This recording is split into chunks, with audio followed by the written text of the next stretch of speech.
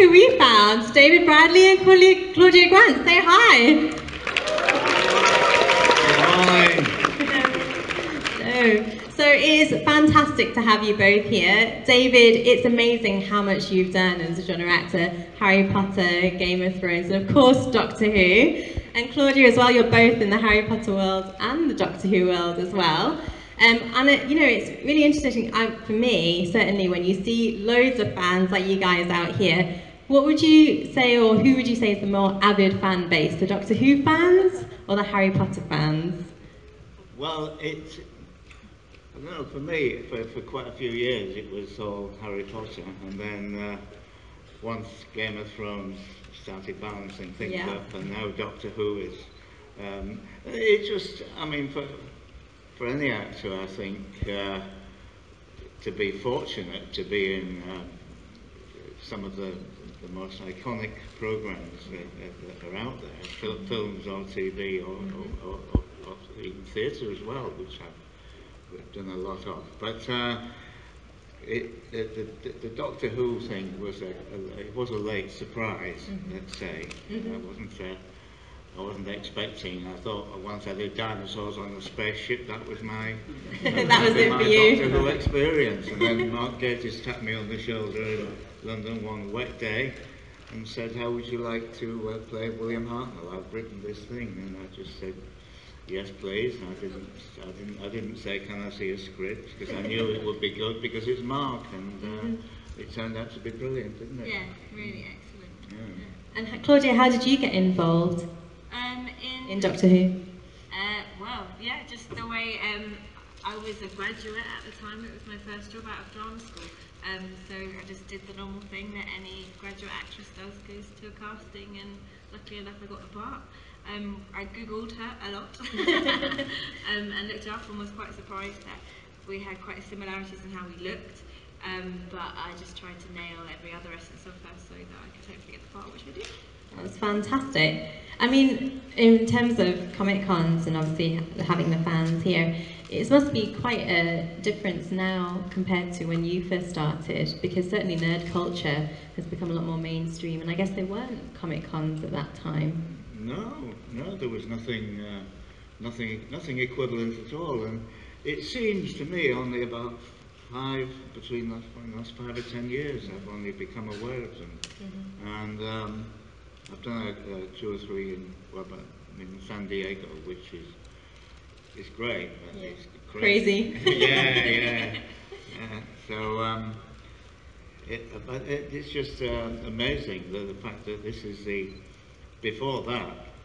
You might meet the odd fan in the street, or might say, "I saw you in this or that," but to be able to have access to meeting a fan, someone like this, is something totally new, and it makes you appreciate how many people are out there that watch what stuff that you're in, and it's just great to get that kind of feedback that we're totally not used to before that. Yeah, and obviously it's the chance as well for the fans to meet you, which we all appreciate. And do you think, though, the way that the sort of industry has changed in that way has impacted your career at all? I don't know. It's still it's still, you've got to put yourself up for things, and still do interviews and auditions. Fortunately for me, because I did a lot of work earlier on as well, that people sometimes remember stuff you've done before, so you don't always have to go through the hoop of auditioning. But it still happens. That hasn't changed. Okay. There seems to be more and more varied work now on TV and film, because there's so many channels to film. But when I started, it was like BBC One and BBC Two, and everything shut down at 10 o'clock at night, so there weren't that many opportunities. Thankfully, I had a lot of work in the theatre, which was, for me, the best start. I don't know what the drama schools do now. do they concentrate as much on film and TV as on theatre technique? Or I think it depends on the drama school you go to. Yeah. At least the one that I went to, I think they're trying to adapt to the times, knowing that actually, you know, a lot of the people that graduate will go straight into telework, and so trying to get them well equipped with the skills they need for that. Yeah. But essentially, the focus is on theatre training. Because it was when I was at drama school, well, 50 years ago now. It was all theatre based. Oh yeah. And we had one short term that was devoted to screen technique, but it was just a token gesture, really, just in case you happen to get a TV part. But now it seems to have gone the other way around. Yeah. Now they make their own films and everything. Yeah. And Claudia, I was wondering, because obviously you're sort of fairly new to this scene, is this your first Comic Con at all? Yeah, it's my first Comic Con. Congratulations! Yeah.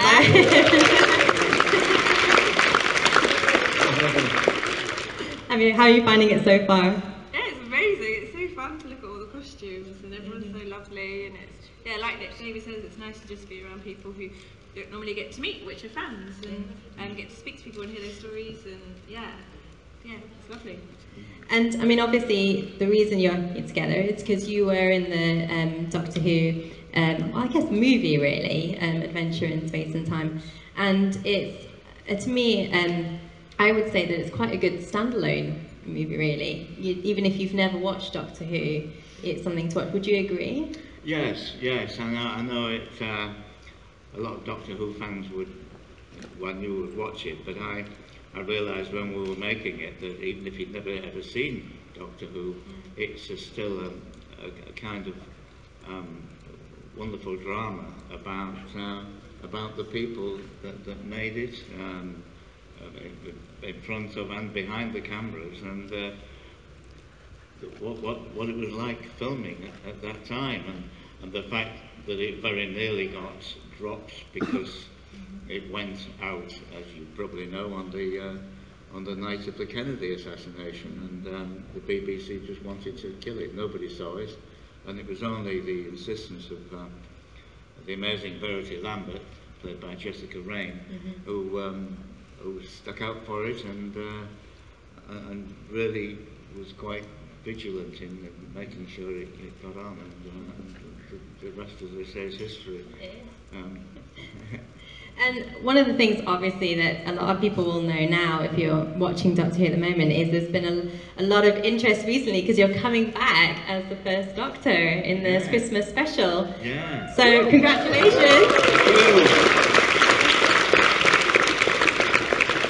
So, is there anything you can say about that? I'm looking forward to the figurine.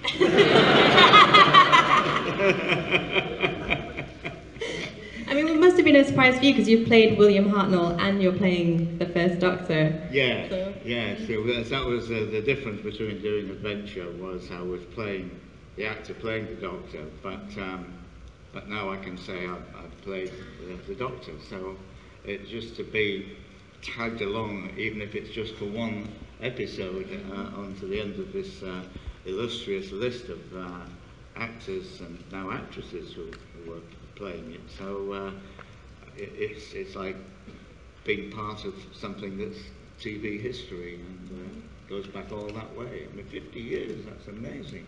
I mean, it certainly does feel a bit like things are coming full circle in terms of Doctor Who, and now you're going to have the 13th Doctor, who's a female and a new showrunner. Do you feel that way? Like it's kind of a new show, new avenue, maybe? Not a new show, but it's just, to me, it seems like a natural progression, and I'm glad they've chosen Jodie, because not only is she a brilliant actress with all sorts of emotional resources at her command, but also she's great fun off screen and on, and that she's got a wicked sense of humour, and I think that it's a perfect combo to play the Doctor, because it requires someone with a great range, which she's got.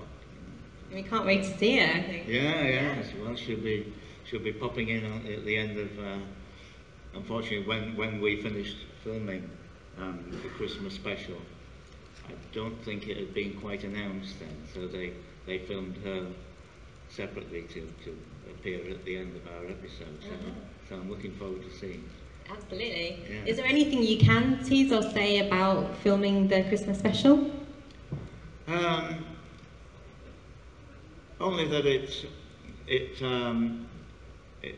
brings together these two doctors who are both going through a personal crisis about regenerating or just ending it all there, and they're both on this parallel journey of doubt and fear and everything, and the fact that there's a bit of conflict between them, you know, I'm the doctor, no, I'm the doctor, no, I'm the, you know, so, and the kind of the contrast in what Hartnell's doctor brings, coming from the early 60s, and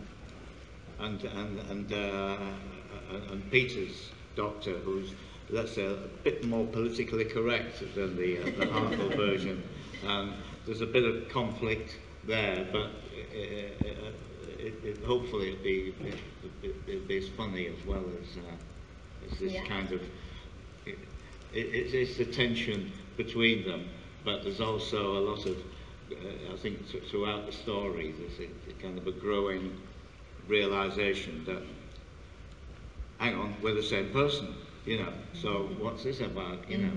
So there's a kind of mutual respect, I like to think, that grows through the story, which reflected Peter and I's relationship. We just got on right from the word go, and he made me feel so welcome, you know, to be sitting in a room, in the first read-through, you know, with about 30 people sitting around the table, then another 20 sitting on the outer circle, all the BBC heads of departments and all the cast and all the directions and costume, makeup, and I thought, my God, this is quite big, you know. A bit intimidating. Hey? A bit intimidating. Yes, but it could have been. But Peter sat next to me, and we just, you know, he just made me feel really at home right from the word go, and we had a great time together, and it was a great experience, and I hope it won't be the last time we'll work together. No. And Claudia, obviously, you played a companion of the First Doctor in Adventures of Space and Time. So, you know, I think we're wondering, really, will we be seeing you back? Maybe is the First Doctor going to be bringing a companion at all? I mean, I can only hope. I would love to have that opportunity, but yeah, nothing at the minute.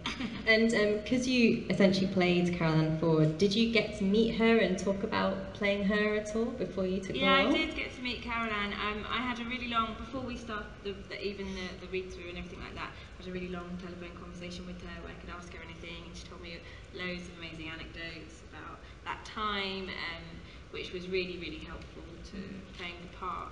And she was on set quite a bit. She came in, she visited, which was ace, because it just meant that I could kind of try and, you know, observe her. She's obviously older now, but and get as much information. Sort of see her mannerisms and that kind of thing. And her voice is very specific. So yeah, she was great. She was real good fun. Yeah. Fantastic. So I know you guys are going to have some questions for our panellists. If you want to line up, there are mics on this side, one, and there's one over here. So if you want to go to the mics, and we'll get to you very shortly. Yeah, already see some people go for this. In terms of filming as well in Adventure in Space and Time, because you're going back into that period, and you know a lot of the Doctor Who episodes from that time are missing essentially from the archives. What did you guys do to sort of prepare for that role? Oh, it's in the stuff that we recreated. Yeah. Well, the stuff that we recreated, that I think that was all available.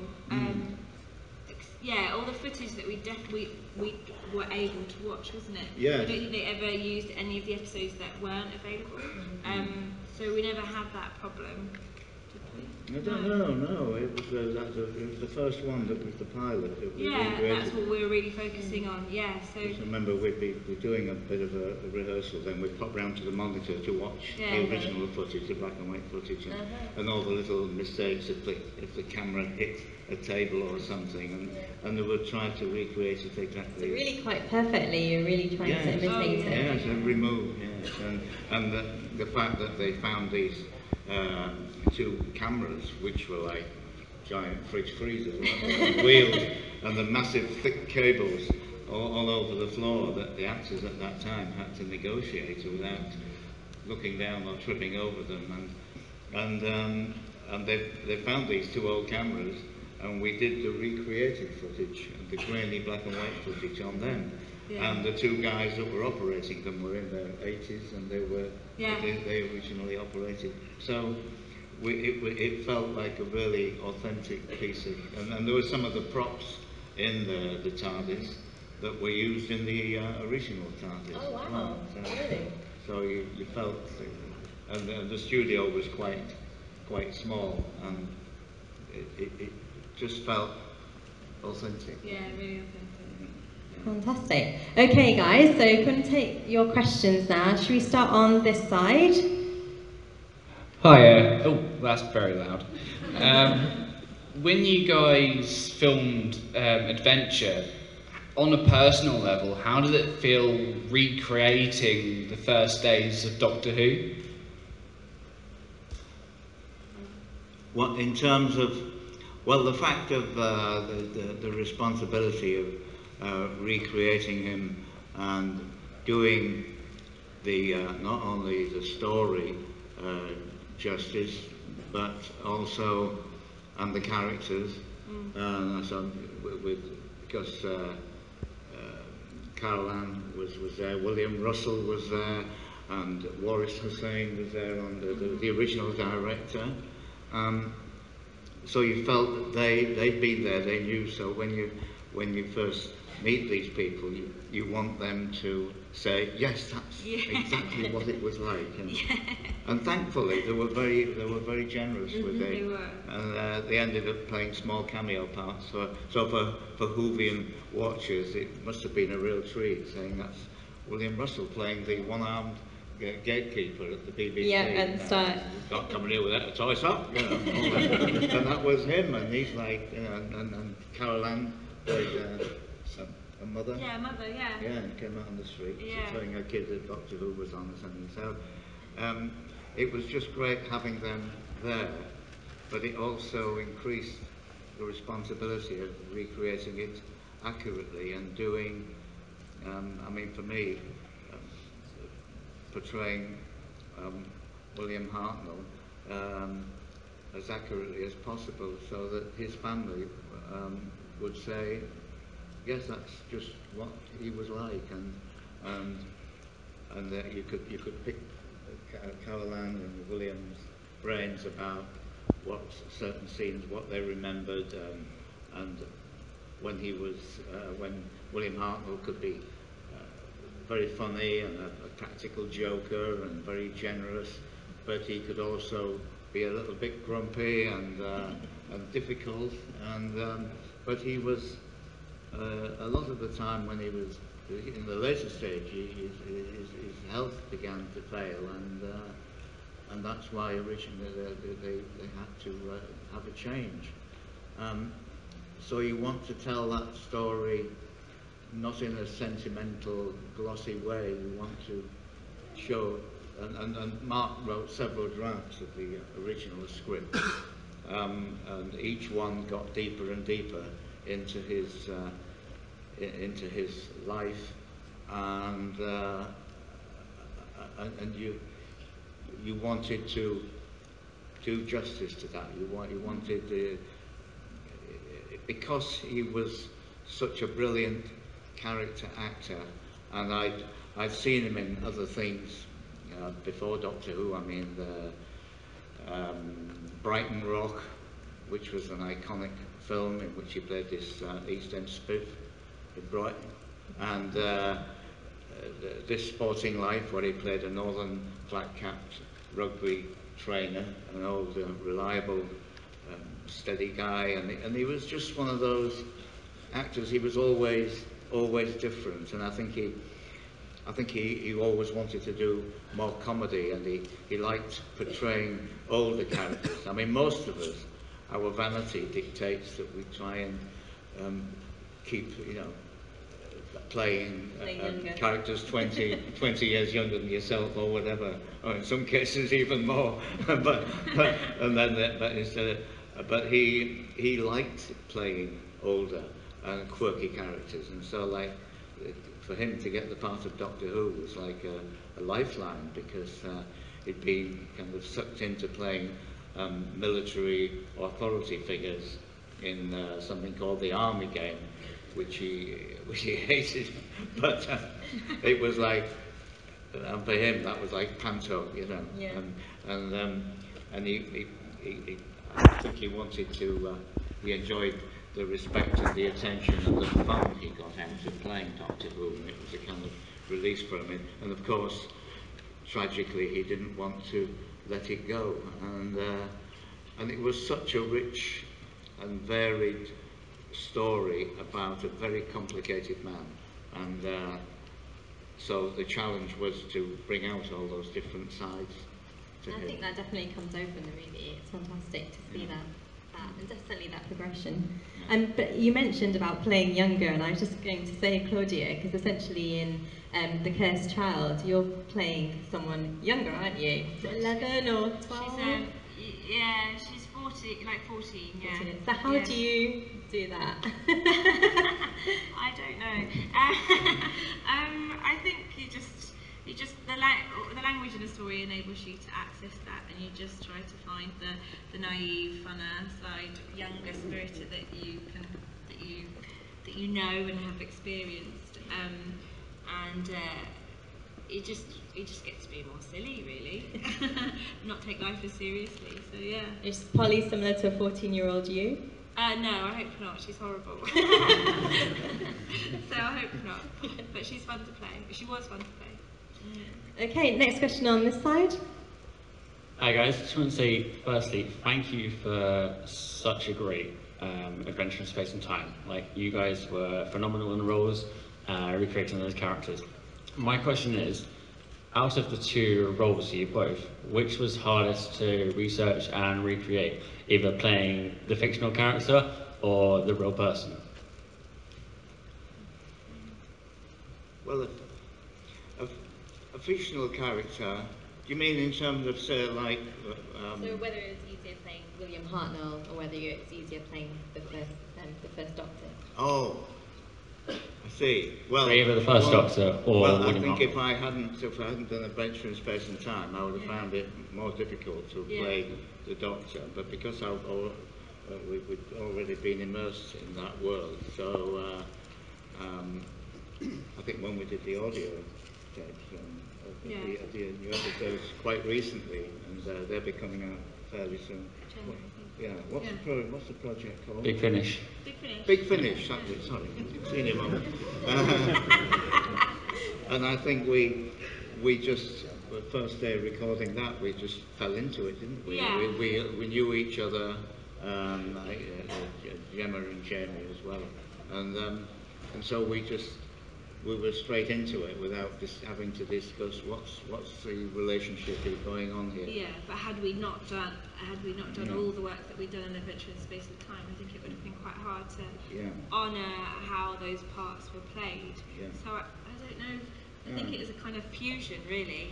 It's not. I mean, like, which the is two go trickiest to together. yourselves, like William, or for example, the Doctor? The real person or the fictional character? Which one do you find hardest to play?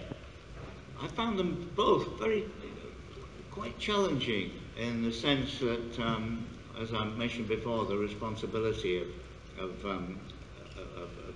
but the benefit of also being able to watch old footage and pick up someone's mannerisms, but without the benefit of the book that his granddaughter Jessica wrote, I didn't know much about his personal life. One only had the footage, so that made. But if you've got a great script, and we had for both, both the versions, it helps enormously because it does half the work for you. To be honest, you say, oh yes, that's got a ring of truth about it. I believe that. Therefore, it's much easier to act, I suppose. But playing a fictional character, you find you've got to use more of your imagination and make the pictures yourself, and that can be just as much of a challenge also. So I wouldn't... Equally challenging. Yes, equally challenging in a different way. So what was it like actually in the last season when you saw your face merge into William Hartnell's? Oh, that was... You're really similar. that was amazing for me to see what they'd done with that. All I had to do was say the first line, but keep my head absolutely still, so they could match it with his. And if I moved my head a centimetre or two, then it wasn't aligned to his face. So we took a bit of time so they could melt that into the real Hartnell into me. And I don't think I look like him, to be honest. I don't think I look like him at all. But when you've got that iconic wig and the hat and the cloak and the attitude, and it kind of I think the way they morph from him into me is brilliantly done. I don't know how they did it, but it looks good. The magic of technology. Thank you guys. Have a good day. Yeah. Okay, on this side.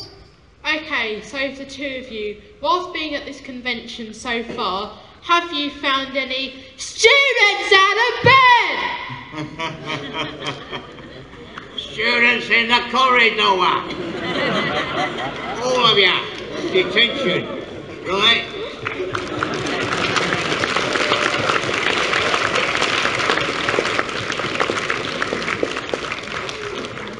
I was waiting for the Harry Potter reference. I was wondering when that was coming. Do you actually, in terms of playing Filch for so long, certainly, as a kid, seeing you really as him, as that character, do you find kids getting scared of you in the street or anything like that? Because they see you as Filch. Well, I thought when I first got the part, and I read the first couple of books, and I thought, God, these kids all over the world are going to just hate me. I'm just going to be. But then we went to the first premiere, and I took my family, and then I think the first time he appeared, and I heard kids laughing. I thought, what the hell? Oh, they found him funny, not just menacing or threatening, but I think I was pleased that they found him faintly ludicrous. The self-important Jobsworth character, and I thought, oh, it's great. They actually don't hate him. They like him because he's so stupid. I mean, because you've essentially played quite a lot of sort of more nasty characters, really. I mean, especially Walter Frey. Yeah. I think even Sweeney Todd you played at one point, and things like that. So, is it a nice departure to do something like Doctor Who, where you're not being quite as evil? Yes. Well, that's what we like doing, don't we? Is somebody throwing something different at you, because all too often, and we've all experienced it at some time, where and I've seen actors who always seem to play policemen or doctors or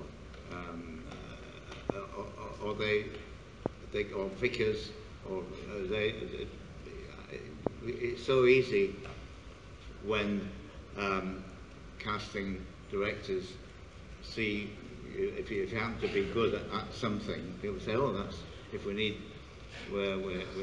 a vicar, or we need a shopkeeper, or we need that's what they do. And there was a time, even in William Hartnell's time, when the British film industry was really flourishing, where certain actors always played the dodgy geezer, or played the thief, or played the police man or woman, and they could tend to get bracketed and stuck in that. So it's great when I think casting directors now are probably more a bit more imaginative in that sense, and I'm grateful in my case that they've said, oh, let's throw that at him, see what he does with that part, you know. And it's totally different, you know, whether it's Broadchurch or Filch or whatever. And it's great to be given the opportunity to do something totally different. Yeah, absolutely. And then, Claudia, would you say that Polly in A Cursed Child would be your most evil character that you've played? I'd say, yeah, maybe so far, yeah. But she's a school bully, it's not very nice, so yeah, probably. Possibly. Nothing quite as mean as you in Game of Thrones, David, but I'm bad bullying. But yeah, I suppose so, yeah. She's quite fun though. I think those parts are always quite fun to play, aren't they? Because you get to just access a side of yourself that you would hopefully not normally. Not normally. Yeah. It's nice when people get angry and say, I can't forgive you for the way you are. Did they do that with you? Well, you know, it's like with Game of Thrones, people say, Shall we in the street? yeah, I can't forgive you for what you did, you know, and I hate you. And then when you finally get bumped off, they say, oh, I miss your character. I said, no, you don't. You can't please them all. Okay, another question on this side? Between Harry Potter and Doctor Who, which did you enjoy filming more? Well, I love being part of the Harry Potter thing, and it was over 10 years, but my involvement in it, as you know, some of the films I would spend maybe 3 or 4 months involved in it, and some of the others I just had just a couple of scenes which we could do in a week or two. So the time in between, the spaces in between working on the Potter over that 10 years, sometimes were, you know, between one film and another would be months, and then, you know, in the making of the film, I have a lot of time off, and I just come in and do a couple of days here and there. And for me, as much as I absolutely loved it and loved being part of it, and I feel proud that I've been part of that well, it's an event in cinema, really. And if I'm working, I like to be working. So doing something like Adventure or the Christmas special, it's just full on for like a month or whatever, and you're in all day, every day, you're involved, and that's what I like. I mean, so in that sense, I like to be totally involved and busy, rather than just coming in and doing the odd bit. But in terms of the characters and playing the parts, I enjoyed them both equally. But as I say, a full-on involvement in something is something that it's just such a pleasure, because you build up a working relationship very quickly, and you're all in it together. But with the Potter, I felt like a very small cog in a very big wheel, you know. And I guess that question goes to you as well, Claudia. Harry Potter, or you know, The Cursed Child, and Doctor Who. Which one did you prefer working on? Oh wow, they're so different. Yeah, I don't know. Yeah, so different, and so it's kind of can't even compare. There's such different processes, you know. Being a part of The Cursed Child was amazing in so many ways. It was really exciting. It was really secret, as was an adventure. But you know, it was a new story that we were developing. It was so that was really exciting. You know, every day the story would change, and Jack Thorne, the writer, was there all the time, and we had a very big input into our characters, and you know, could change lines, and we didn't think that they were suitable. So in that way, you know, what ended up in the book was really exciting for all of us, because there was a little slice of us in there. Yeah. And even in the show that I'm sure will go on for years and years and years, you know, my one dance move is my one dance move that now someone else does, you know. I feel like so that was a very collaborative, creative process. as it was Doctor Who, an adventure in space and time in a very different way. You know, it's already set, Mark's already written it, and the creativity and stuff that you get to do with that is how you develop your character and how you bring Carol and Susan to life. And screen is a very different medium, so they were really exciting in very different ways. Chalk and cheese. Yeah, chalk and cheese. Okay, on this side, do you want to ask a question? I was just wondering, what was it like, what was your first reaction when you walked onto the TARDIS set? And especially for you, David, when you walked onto Capaldi's TARDIS set for the first time? Well, it was a little bit more sophisticated than the one I had, but I prefer mine. No, it was just amazing just seeing, well, an adventure walking onto that TARDIS set and think, well, I've seen this 1,000 times on TV and it's such an iconic thing, but Peter's was a bit more complicated and bigger and probably a bit more fun, you know. There's a lot more, you know, the library, you know, and but it was like opening the TARDIS door and just walking in, or hiding inside it when there's 4 or 5 of you inside waiting to come out, and as you know in real life it's not bigger on the inside. It's a bit cramped, so you burst out of this as though you've just come from a very large room, but it's still, you know, you think you can't live. This is the police box. This is where it all started, you know, and so all these props and sets are something that was so familiar with. I mean, I'm one of those geeky people who I want to be in Coronation Street just so I can go in the Rover's Return, you know, because I've never been on that set, and yes, I've watched it since. You should pitch it now when you're on Coronation Street. Well, I did an episode in like 1980, but they filmed me outside in an office block in Salford. I was so disappointed that I never got onto the street or the Rovers. So, but these, you know, I mean, for all of us, every time you switch on and you see something that's been running as long as this, there's something iconic about those sets, and even as an actor, it's still capable of, you know, inducing a kind of awe. You know.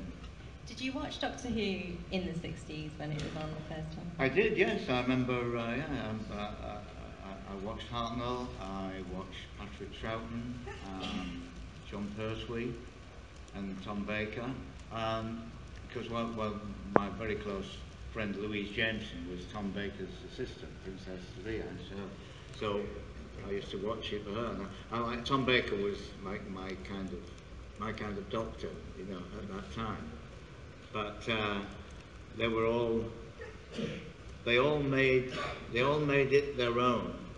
But you've got to say Hartnell, he invented it for the first time, and he laid down the template for all following doctors, and they all, I think every doctor has owed something to his original, you know, and that's why now I've played him, he's the one that I admire most, because he had to come up with this character, and nobody before him said this is what he is, and he had to presumably work very quickly and just be straight on, whereas all the succeeding doctors, they can look back at the history and what the character's like and what he's been through and where he lives, and He paved the way. yeah. Okay, another question on this side. Hello there. First of all, hopefully there aren't any weddings happening here. And What's it? Hopefully there's no weddings here. All right. Well, I tell you, mate, the invites have dried up completely.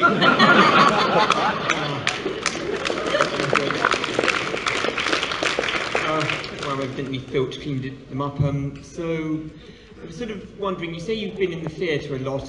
When you played your roles such as the Doctor, and from what little I've seen, it's going to be pretty good. Are there any roles from the theatre that you really drew on? Sorry, I didn't quite hear. Were there any roles from the theatre that you drew on in order to help you portray the Doctor? No, I can't.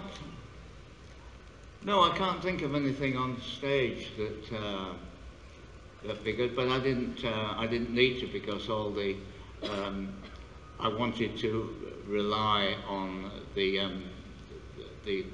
footage that was available, and the stories that were available that I heard from the book, as I said, and from the other cast members like Carol Ann and William Russell and Mark Eden, who all knew him. So I wanted to rely on the authenticity of those stories and that footage, rather than anything.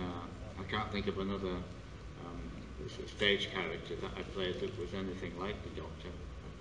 But you never know, really. You can do, sometimes these things feed into your subconscious without you even thinking about them sometimes, and sometimes you realise you do owe something to something you've done a while ago, but it's not a conscious effort to try and summon that up. I'd worry if you knew someone like Walder Frey. Yeah. If you met someone like him and drawing on him, that'd be worrying. Yeah. No, as yet, I don't. But that was another thing, that I hadn't read the books, so, and the scripts for Game of Thrones, you never get a whole script, or you just get the pages because of the confidentiality and everything, and the secrecy involved, and because there's so much going on in the way of trying to find out storylines, as we found when we were making Potter. You know, you get packed a lot, or people trying to find out storylines, and so with Game of Thrones, I didn't have anything to go on. I just had these few pages with this dialogue where he welcomes a lot of people into his house and slaughters a lot of them. You know, I thought this could be fun. And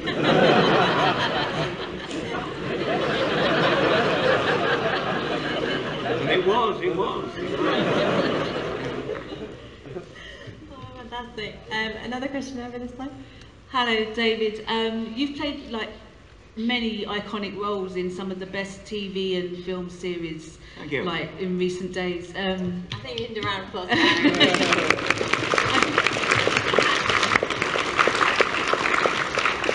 I just wondered if you had a favourite. Which was my favourite? Yeah. To play, and why? Well, I have to say, because it was the last thing I did, the Christmas special, was something I treasure. And before that, I would probably have said Adventure in Space and Time. But then I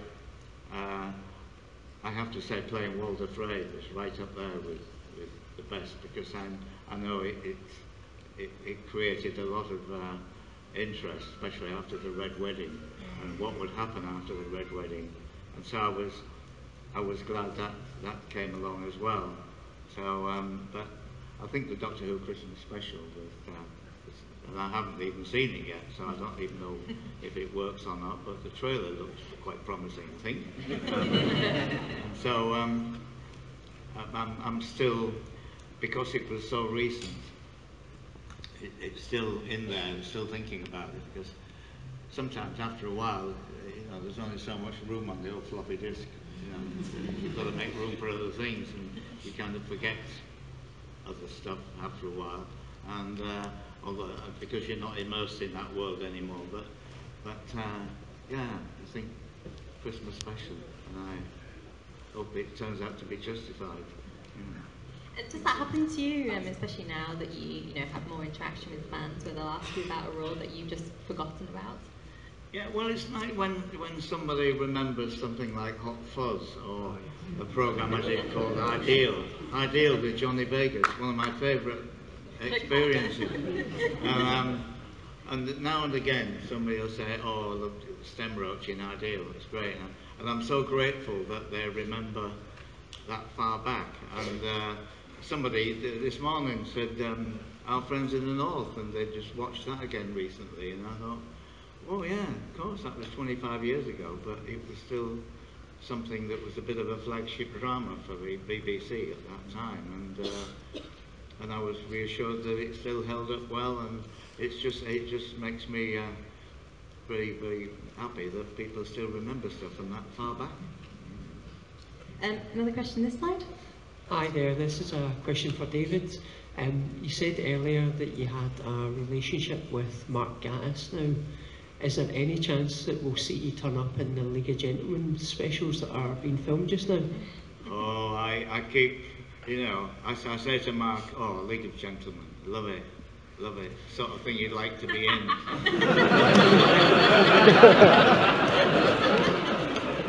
He's not picking up.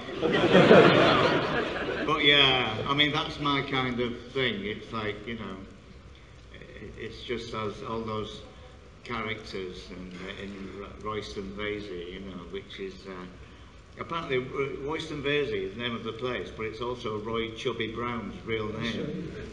Did you know that?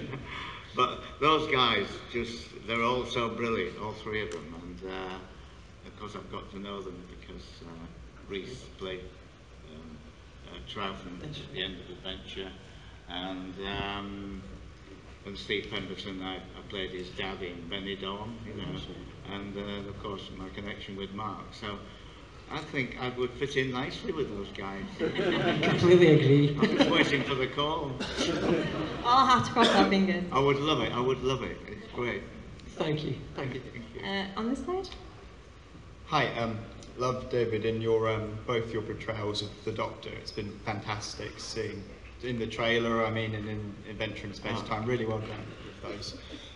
With Doctor Who having evolved so much, the technology that they now have access to and the budget and everything like that, was it interesting sort of exploring Hartnell in this time period, of this modern time period? Such an old character from the 60s. You said about bringing his sort of ideology into this sort of time period. Did you find it interesting kind of experimenting with that a bit? Well, I don't know about experimenting, but we had a lot of fun with that, what we call, lovingly called, casual chauvinism. There's anything casual about chauvinism at all, but he brings that to the table in the story, and it kind of reminds me, it doesn't seem that long ago since those kind of attitudes prevailed, the kind of seaside postcard attitude towards feminism or whatever, and he just didn't, he just came from a different time. It didn't make him any more or less chauvinistic than any other unreconstructed male of that time, but I just love the dynamic it created between him and Peter's Doctor. Thank you very much. Thank you. Thank you guys, and I'm sorry that's all we have time for, but it's been a fantastic panel. Please give it up for our panelists, Claudia Grant.